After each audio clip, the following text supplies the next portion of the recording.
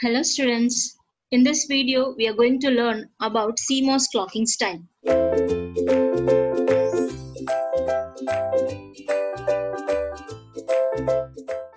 In our previous video we saw the introduction regarding to the clocking styles and we saw the importance of the clock and what are the problems that do come if the clock is not given properly. So now we will see what are the different styles in which the CMOS circuitry can be clocked and what are the problems that do come when you are processing or using a particular style of clocking. So now what is a clock? We know that the clock is usually used to help the design of the FSM. What is that FSM? Finite state machine. So the clock will be helping us for the design of FSM. Because there we will be knowing where the output depend on both the inputs and the previous state. Okay, the FSM is one in which we will be having a state machine where your outputs are going to depend upon your input and the previous state. So our clock will be helpful for the design of the FSM. And the clock signals usually provide the reference point in time. That is why it is usually used in FSM. Means it defines what is the previous state, current state and the next state. See the down diagram, there is a clock and during the first pulse, I can say the previous state was there and now this state and the next, during the next clock cycle, the next state of the instruction or whatever the operation that we are going to do will be processed. So the clock signals will provide the reference points in time, at what time, what data has to be fetched. And this clock is also going to serve for slowing down the signals that are too fast. Consider that I'm having a signal that is moving at a faster rate. Okay. And it is going to a device or a component, but there I kept a control and that control is named as a clock. Though my signal is moving fast, only if my control or the clock is enabled, my signal will be processed further. Means the clock is going to serve as a device where I can slow down the signals that are too fast. Same like our speed breakers that we have on road. Some vehicles will be too fast. So to slow down that, what we are keeping? A barrier, a speed breaker. So in the same way, here our flip-flop or the latches going to act as barriers, same like our speed breakers on the road. That has been kept for controlling or slowing down the vehicles that is coming fast. Whereas here I am using the flip-flops or latches to slow down the signals that are being so fast. So how I can use that as a barrier? So with a latch, a signal can't propagate until the clock is high because it is a level sensitive device. Until the clock is making a level transition, my signal can't propagate. In the same way with a flip-flop, the signal can only propagate through the rising edge of the clock. So if there is no rising edge of my clock is not rising, my signal can't propagate. So my flip-flop or latches are going to act as a barriers. Consider a D flip-flop. Why am I using this? Because this is a clocked CMOS style I'm going to see. So the clocking, I'm using a flip-flop to control as a barrier. So in D flip-flop, we know that our output will be equal to D only when my psi is equal to 1, which means psi is nothing but the internal clock that I'm having for the device. I'm not talking about the external clock. So I'm having an internal clock to the device, consider, or else just consider that it is a clock. When my clock is equal to 1, my output will be equal to D. So suppose if I need to cascade 2 flip-flops or 3 flip-flops, I have drawn a 3 flip-flop, 3 D flip-flops are cascaded and I have given the clock signal as psi. Now what will happen? Only when my clock signal psi is activated, my D flip-flops will be activated. So suppose during the first pulse of my clock, my first D flip-flop will be activated. Again during the second rising edge of the clock, the second flip-flop will be activated. And again during the third rising edge of the clock, the third flip-flop will be activated. So at the end of 3 flip-flop, at the end of 3 clock pulse, my output will be equal to the input. This is what we have learned in a D flip-flop in our previous video. But what is happening? Only during the rising edge of the clock, my signals are moving. So if psi is given to activate both flip-flops, only 50% of the time, the output will be the data that we give as input. Means only during the rising edge of the clock, my circuit is operating. So what is happening during the off state of the clock? Means only during T on, my device is working. So what is happening to T off? It will be off. My device is not working. So I can use both psi as well as psi bar. This is nothing but when I am using only a single phase of the clock, this is a single phase clocking style. But what is happening when I am using a single phase clocking style? Only 50% of the time my circuit is working, and the remaining time it is going to act as off. So I can use psi and psi bar as two clock signals to activate the two flip-flop. What is it? Means I'm going to cascade my logic. By cascading, what I can control my data flow with the help of a clock. See the circuitry, the CL is the control logic, that is first unit 1, unit 2 and unit 3. There are 3 combinational logic block or whatever the units are there. And now I'm having a pass transistor when my psi is equal to 1. Means whenever my clock signal is equal to high, what is going to happen? My first unit and third unit will operate. And again, this is the rising edge of the clock. Again, during the falling edge of the clock, what will happen? Means my psi is equal to 0. When psi is equal to 0, what is going to happen? My psi bar is going to become 1. So when my psi bar is equal to 1, what will happen? My clock 2 is going to, or else my unit 2 will start to operate. Means when psi is equal to 1, some blocks will compute the value, and when psi is equal to 0, some other blocks do compute the value. It doesn't mean the 50% of the time it is off. During the remaining 50% of the time, my psi bar is taking the control, and with this I can utilize my time in the best way in terms of computation.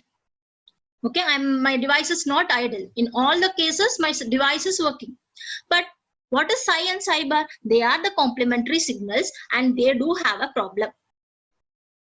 One of the problem is clock skew, and we will learn about clock skew in further videos. But just for reference, I will say you, external clock signal is usually given to the chip, okay, where your internal clock signals has to be generated and distributed. Now the psi and psi bar being the two signals and that are complementary, but this psi and psi bar that were generated will also have some delay, and that is called as clock skew.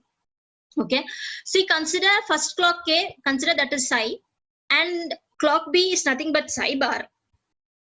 So there will be some delay in which that was generated. So clock A will hit the first flip-flop at T seconds, and clock B, because of certain delay, may hit the flip-flop during some other time, maybe at 2 nanoseconds. So at 1 nanosecond, my first flip-flop will work. Though it is a complementary signal, after some delay only, my second flip-flop is going to work. And that particular delay is nothing but my clock skew. This is a problem that, one of the problem that do happen when my clock and clock bar are complementary. And another problem that will be happening is charge leakage. What is that charge leakage that we have seen in our previous video? That is during SRAM and DRAM, what is the leakage current that is happening? The same, now psi and psi bar are given to the circuit as clock signal that we have understood. Now consider the first stage. When psi is equal to 1, the first stage will work. Okay, when psi bar is equal to 1, means psi is equal to 0. So to the rising edge of the clock, the first stage of the flip-flop will work, and during the next stage, my psi bar will be equal to 1, and the second stage will also work. And I am utilizing my time in a good way. But what will happen? At all the times my device is working, but still because of some charge leakage, because at the output I will be having a capacitor in the load side, so my output will be discharged. So this will make my system to work incorrectly. And next, one more problem that is happening is race condition. What is that race condition? Ideally, my psi and psi bar must be complement to each other. That is what I'm saying from the starting of this video. Psi and psi bar must be complement to each other, and these are the complementary signal to utilize our time in a proper way. If I have an ideal condition on psi and psi bar, only then without any delay my logic will be evaluated. But usually this psi and psi bar being a signal, they will be having a finite rise time and a finite fall time. So at one time, both the psi and psi bar will be turned on. Means our device is going to turn off at some time. So see here, at some time, my psi and psi bar will be on. See, because it is having a finite rise time and this is having a finite fall time. So at some point in between, I can say both of my device will be on. And that will again make malfunction in my device, and that particular condition is called as a race condition. So for avoiding the race condition, I can go for a dual non-overlapping clock. Means this has happened because there is a overlapping between psi and psi bar that must be avoided. So for not overlapping my signals, I'm going for a dual non-overlapping clock. What is this dual non-overlapping clock? I'm using psi 1 and psi 2 which are not overlapping. How I can make it? So we must be sure that my psi 1 and psi 2 must be 0, because these are complementary signal. For sure my complement, this is nothing but two-phase clock signal. I am giving the clocks, two-phase of the clock is also being utilized. But thing is, I must ensure that my psi 1 is and into psi 2 must be equal to 0. So how to make psi such that it has a smaller high time or on time. I'm meaning high time as on time. So you can reduce the on time such that it is not overlapping. Previously, maybe for 5 seconds it is on and 5 seconds it is off. Now, as it was overlapping, I'm reducing the rise time, meaning I can make it on for just 3 seconds and 2 seconds I can utilize for not overlapping. So remaining time, I'm utilizing it for non-overlapping. So make your psi such that it is having smaller high time. So I can reduce the psi and psi's high time or on time. Meaning I have reduced the width. See here, I have just reduced the width of my clock signals. So what has happened? The signals are not overlapping. When it is on, this is completely off. And this is on, this is again, it is off. So I have utilized or reduced the size of the on time. Similarly, we can have 3 triple non-overlapping clocks also. Psi 1 into psi 2 is equal to psi 3. So this, by using dual non-overlapping clock, I can just make sure that my signals are complementary and I can utilize my signals in a proper way. And we have learned about NOR logic. I hope you remember in my previous video, I have explained you about a NOR logic in which the first stage will be having a N-type logic and the second flavor will be the P type. So this N and P will be the 2 stages of your device. In the first stage, I will be having clock for activating the stage, and for the second stage, I will be having clock bar for activating. I hope you remember it. One will be having clock and one more will be having clock bar. Means one is having psi and one more is having psi bar. So this dual phase clocking style is used in the dynamic logic cascade, that is in NOR logic. But what is happening? When it is on, that is when psi is high, the first stage is operating. When phi is equal to 0, the second stage is operating. Okay. So first stage will be given with psi and the second will be given with psi bar. So if one stage take 2 nanoseconds, the second will take 4 nanoseconds, because the second stage has to wait for the completion of the first stage. Okay, just because I have used the complementary signals to activate the 2 stages, the operation will be taken in a sequential manner. So to make it work parallel, we have to use a pipeline system. Okay, so in this video, we have covered about the clocking style, meaning a single phase clocking was given previously, but 50% of the time it was idle. So I used for the dual phase clock or the 2-phase clock. So that is nothing but psi and psi bar. But when I use psi and psi bar, what was the problem that we faced? We faced race condition, we faced sequential operation, and we faced charge leakage, and clock skew was there. So these were the problems that was come into picture when my dual clocking was taken into account. So this is all about the CMOS clocking style, and in the next video we shall continue with the second part of the clocking styles. I hope you understood the video. Thank you.